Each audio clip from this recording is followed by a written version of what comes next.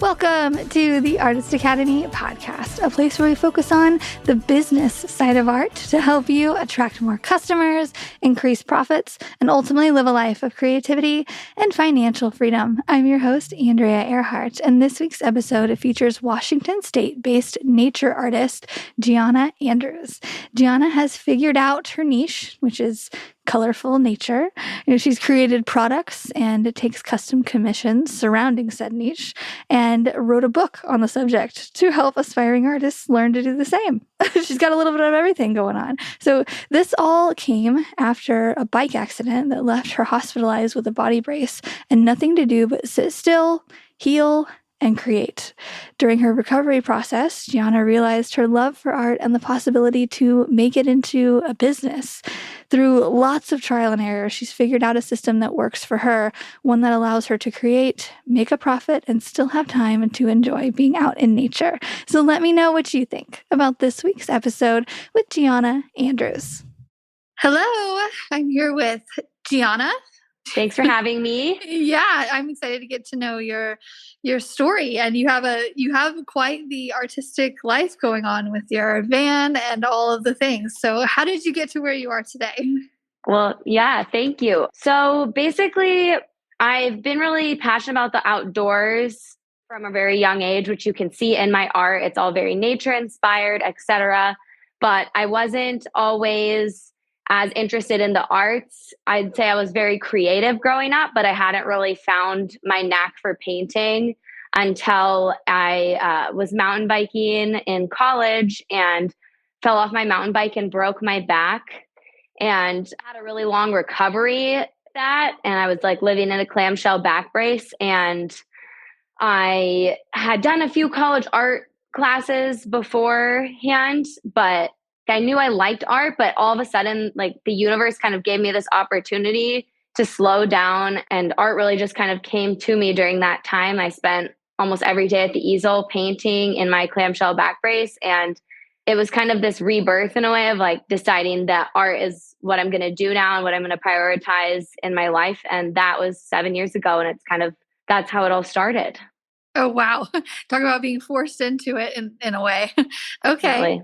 Well, I mean, everything happens for a reason, and that's so great. So how long did it take you to go from creating art to selling it to, doing it full time and making a full-time living?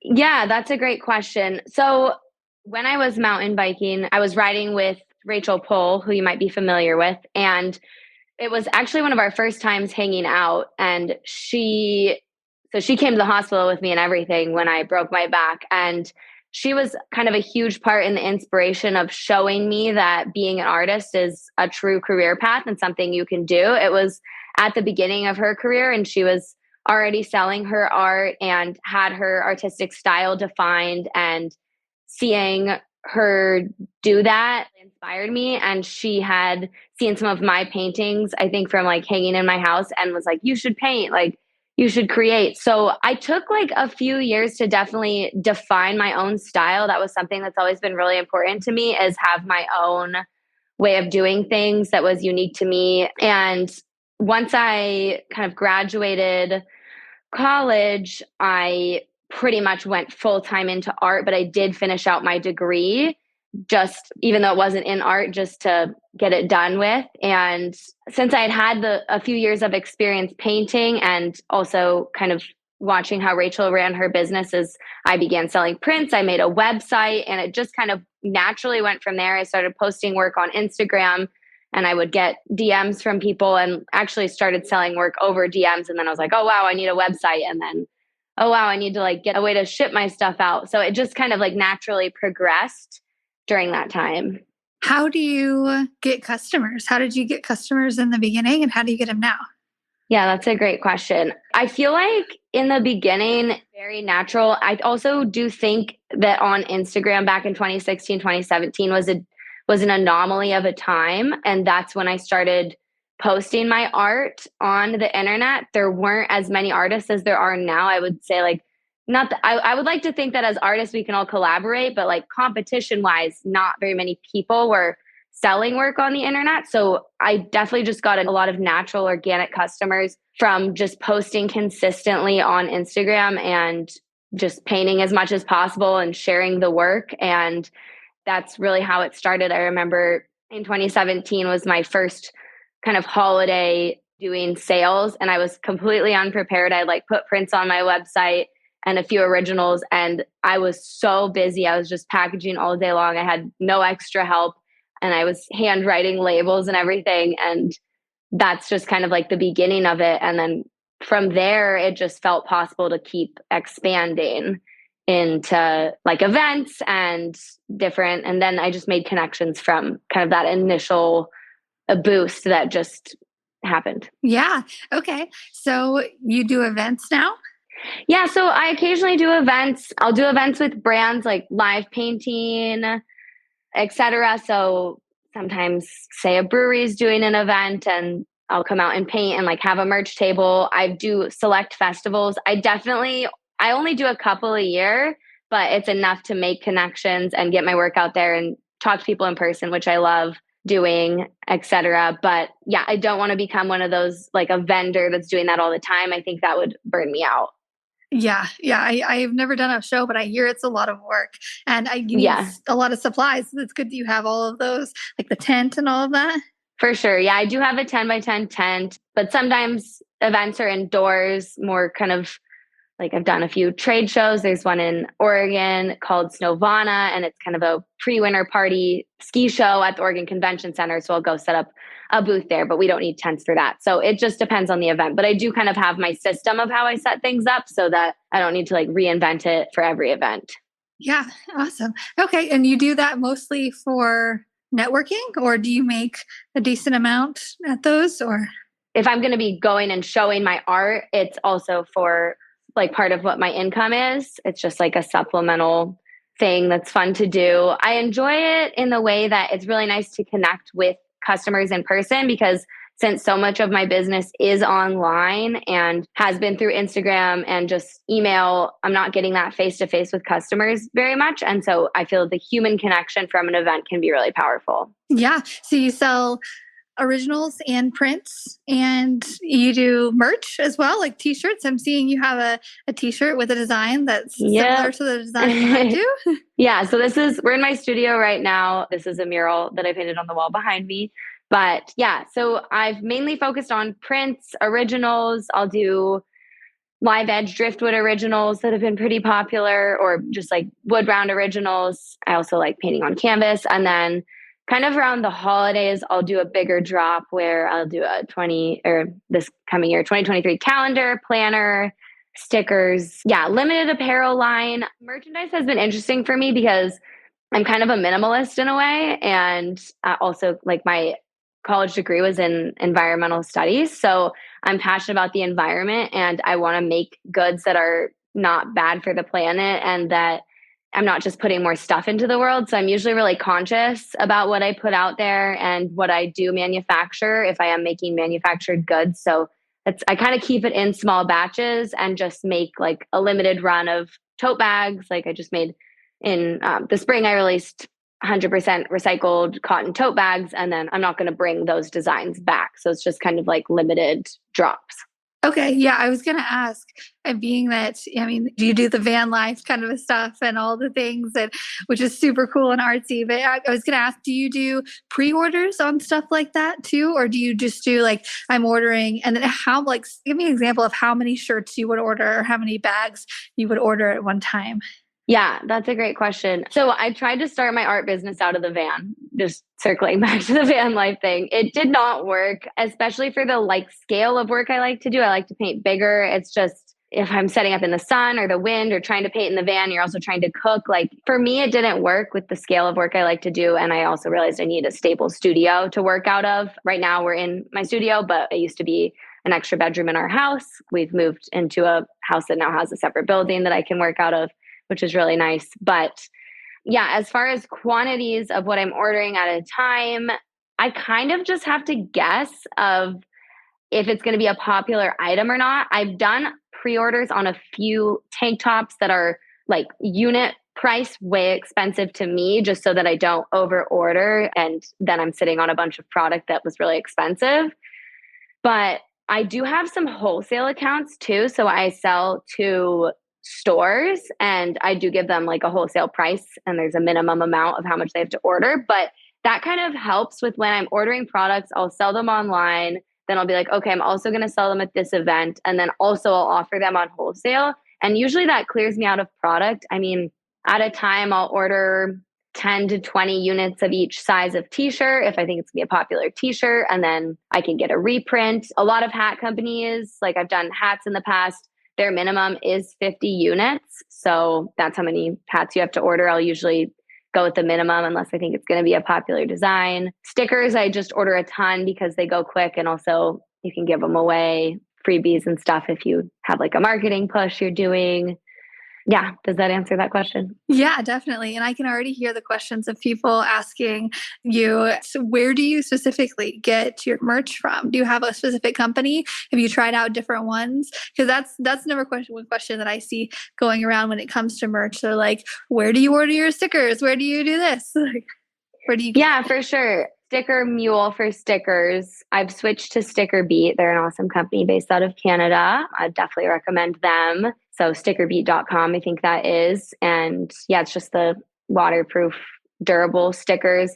As far as apparel goes, I'm working with local printmaker right now that so all this is printed in Port Angeles, the town that I live in, and on the Olympic Peninsula in Washington. I like that aspect of having it be local. My prints are also made local, so it's not a big company making them. It's a fine art photographer who photographs for me and makes my prints, and they're really great quality. I like the quality control that can go into like smaller batch production. And then I've worked with a few like medium scale printers that print in the US. I haven't done any overseas printing other than hats because it's really hard to get hats manufactured in the States. I think there are a few options I'm looking into for this coming season, but there's like a lot of third party manufacturers that help you order, but then they actually have their own manufacturing connections and they just are like kind of the middle people behind that.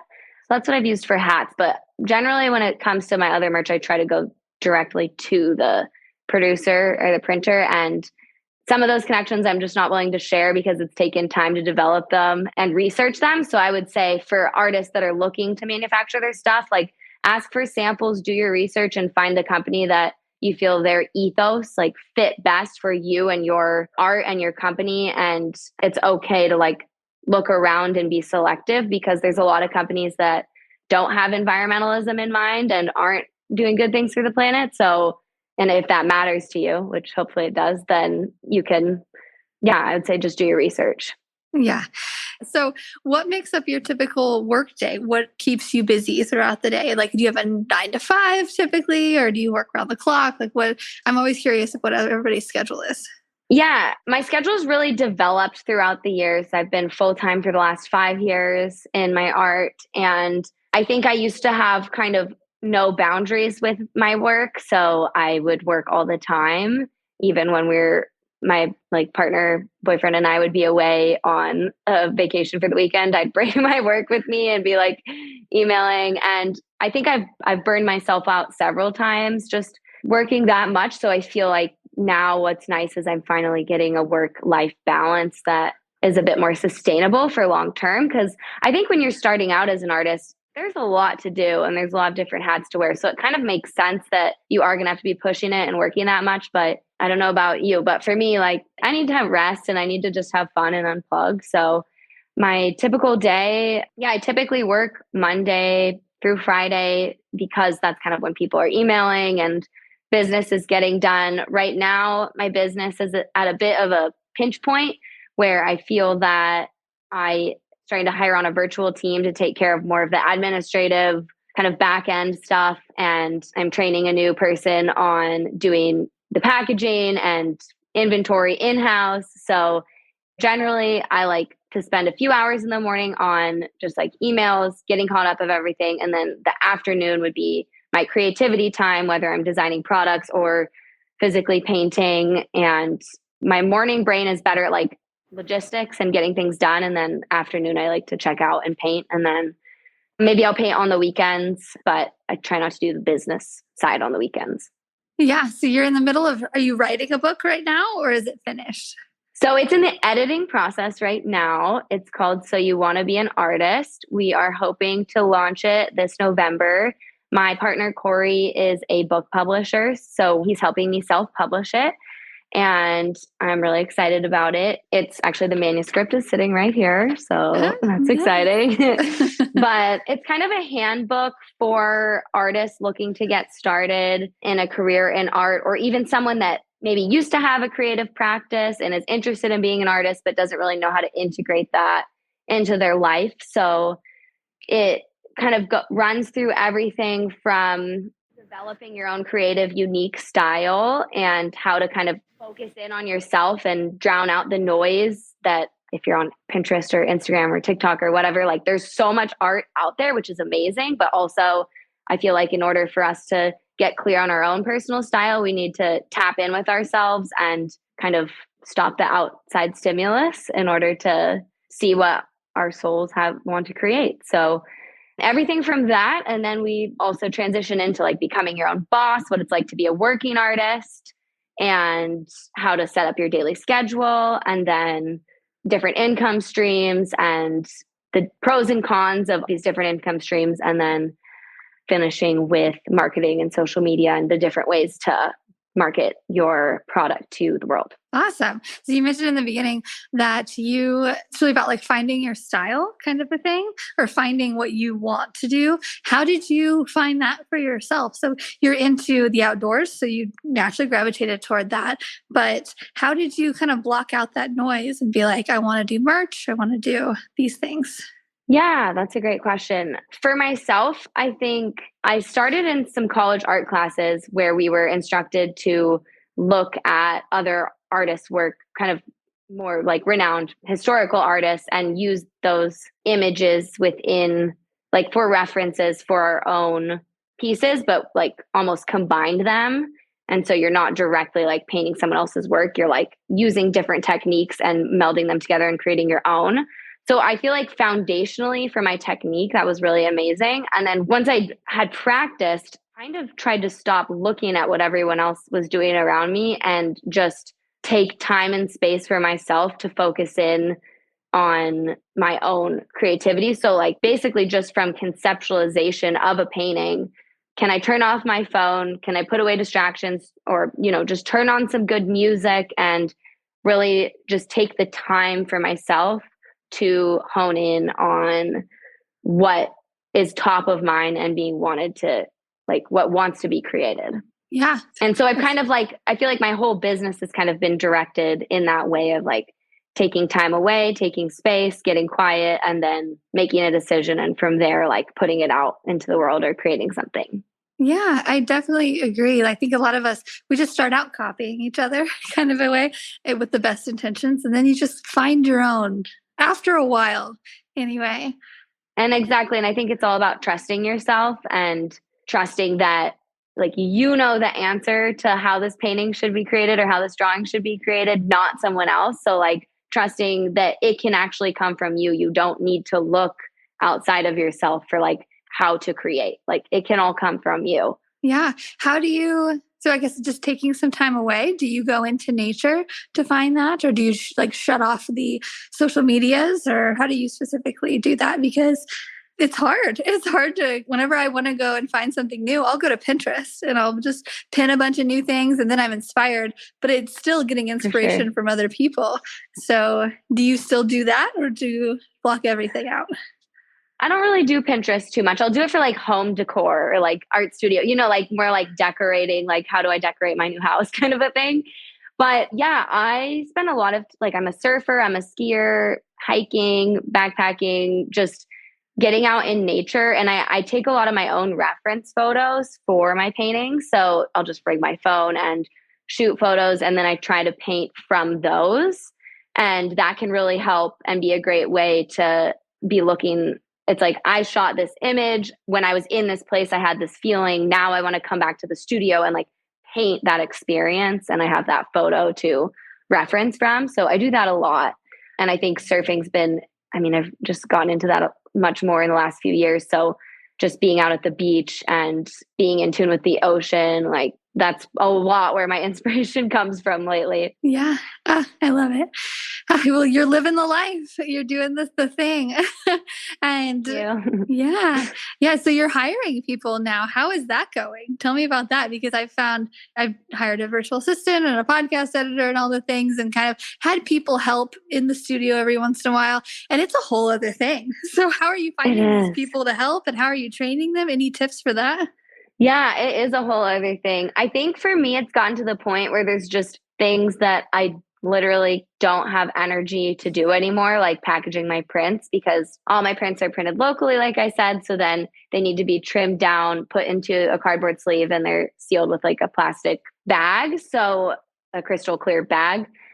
Things like that that I just can't do in house anymore. I had like a high school intern working for me for a while, and that was fun. But yeah, I think now just kind of wanting a real employee and moving into more professional space.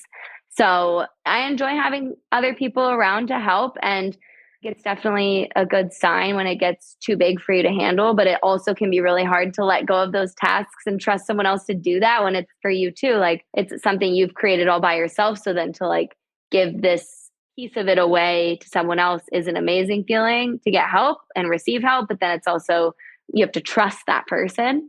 It's tricky, but I just can't do it all. I'm just at the point where I just cannot do it all anymore and like have a work life balance. So that's why I'm trying to expand. Yeah, definitely. Can we talk about pricing? How you price things and just I guess how did you start by do you do by project? Do you do by time? Like say I'm going to order something from you and it's something pretty standard that you typically get. How do you tell me what price it is based on detail or like walk me through your customer experience process basically? For sure. Yeah, I actually even have a chapter I talk about this in my book as well. And we start out with your relationship with money because I see that you've also talked about this in your career as well. It's like something I feel like it's awesome to just be open about because the more we can share with each other, the more we can like help each other out. So yeah, I think when you're running a business, the way that you maybe think about money was like a huge step for me. So I remember the first time I had to order bulk packaging supplies because I kept going to the post office and buying a single mailer every time I was like sending out a print and how that was, I was spending a lot more money per unit. So if I had just bought the package of mailers that was 100 mailers for 150 bucks, it would have been $1.50 a mailer, not $3. But like the comprehension in my brain of spending $300 online for shipping supplies seemed insane. So I think like it comes down to you have to spend money to make money.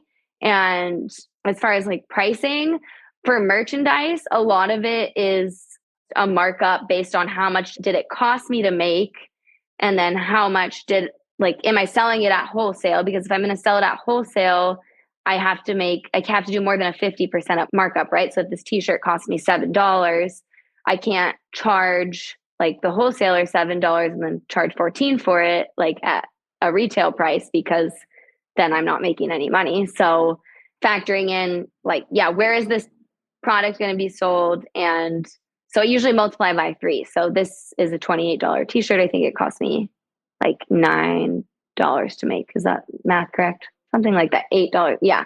$9 to make. That's about right. $27, $28. So multiply by 3 for merch. And then as far as art and originals, it's a whole different story. That's like, to me, those are two different things, like merchandise and then my like original pieces. And then also signed prints, I kind of categorize as original pieces as well. It's more about like, especially for originals, how did it make me feel? And do I feel like what number would make me feel okay letting this go? And I know that might not be what most businessmen or people might tell you, like how to price, but it just, when it's your personal art, it is already such a personal experience that I really think like a number that would make you feel good for if it's a service for a mural or if social media campaign, like a sponsored post, or if it's, yeah, this original painting that you poured hours into of work and also just like dedication and love, then yeah, I just price it on how I feel. Yeah. Oh, I love that you gave us a number too, like ×3 for merch. That just helps people be like, okay, they can change that if they want. They could do, ×2.5 or ×4 or whatever. But it's just like, it just gives you something like a hard number to relate to. So thank you for giving us that. For Yeah. sure. And I could say like further, like my originals, how it makes me feel, but the smaller ones, 1,000, and then it goes up from there. So like a bigger piece that I spend a lot of time on, I'm obviously love it a lot probably. So it might be more like 5,000, or that's kind of like the ballpark. So 1,000 to 5,000. I try not to charge under 1,000 for an original unless it was a really small, simple piece. Yeah, I agree. And I think the main question I hear a lot too for prints, people are like, how do you sell them? How do you sell prints? Do you have any suggestions, I guess, for your print process? Like how to market them? Yeah. I've actually noticed that prints do a lot better at events and in person. They are the fastest thing to sell, no matter how much cool merch I have on the table. People love flipping through a thing of prints, like a crate of prints, and picking their favorite and buying it. So at events, I found them to be really successful. In the past online, like especially when I started, I didn't have any merch other than prints and stickers. So they sold really well, and they still sell, but I don't know, maybe like doing a story or showing them in person, showing like framing one and putting it on a wall and showing what it could look like, giving your viewer or giving your customer an idea of how it might look in their space can be helpful, even if you're not doing the framing yourself, which I don't do that because that's just a whole other business that I don't have time to deal with. But presenting them in a way that's aesthetic, because the reason someone's going to buy a print is because they want to like make their home feel a certain way with your artwork. So how can you present it to them in a way that makes them be able to picture it in their home and like desire it in their home? Yeah, I love that presentation. That's such a good idea. Or even just like posting it up on a wall, or yeah, that's such a good tip. Okay. So by the time this podcast comes out, your book will already be out. So where can people go to get that and get more artistic advice from you? Yeah, for sure. So my website is giannaandrews.com. And my Instagram is @GiannaAndrews. My book will be available on my website as well as my fall winter line, which my website's been closed all summer. I took a break from it. So I'm excited to drop my new fall line that is coming out beginning of November. And then I think the book's also going to be available on Amazon Books. A fall line. Oh, that sounds so fancy. I love that for you. You have a fall line coming out. Oh, yes. That's so awesome. Okay, thank you. Yeah, well, thank you for coming on and sharing your tips. And for anybody wanting more advice from Gianna, go to her website and get her book, and let's help a girl out within our artistic community. And yeah, thank you again so much. Yeah, thank you so much for having me today. It was so great to chat with you. Good luck with everything for you as well and becoming a mom. Yeah, thanks. And that's a wrap. Thanks for listening to another episode of the Artist Academy podcast. And if you like hearing interviews just like this in your ear, if they inspire you, then I want to encourage you to go download the Audible version of my new book, Mural Money. It's a condensed version of basically all of the best tips given here on the podcast from guests, plus my own words of wisdom to help you get started in any art industry, plus stories of some hard lessons learned that I have never told before. You can pick up a copy at muralmoney.com. And again, I highly recommend the Audible version. I put a lot of tender love and care to make sure the Audible was extra special. It had some extra goodness in there. And it's really for any artist, but especially those wanting to make a profit from a paintbrush. Muralmoney.com. That's it. I'll see you next week.